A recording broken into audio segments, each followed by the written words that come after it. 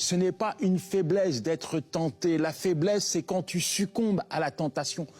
La réalité, c'est que ce monde est imprégné de tentations. Chaque jour, on est confronté à de multiples tentations. Mais ce n'est pas parce que la tentation fait partie de ce monde, fait partie du décor de la société que nous sommes obligés de succomber à cette tentation. Je me souviens de ce gars, un drogué qui entend la parole de Dieu, qui confie sa vie à Jésus, et il n'ignore pas qu'il va être tenté. Parce que c'est ça la réalité.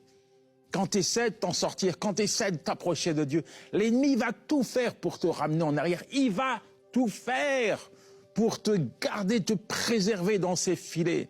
Alors lui, l'attitude qu'il a eue face aux tentations qui étaient les siennes, oui, il a envie de se droguer, oui, il a envie de revenir en arrière, mais il n'oublie pas qu'il a donné sa vie à Jésus. Il n'oublie pas qu'il a confié sa vie à Jésus. Alors tous les jours, il suppliait Dieu, tous les jours, et disait, Seigneur, garde-moi de la tentation.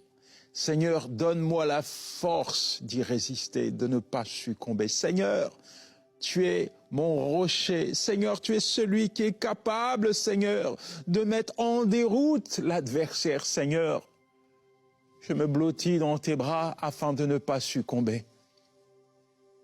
Et Dieu l'a gardé, Dieu l'a préservé. Oui, le Seigneur lui a donné la victoire face à la tentation.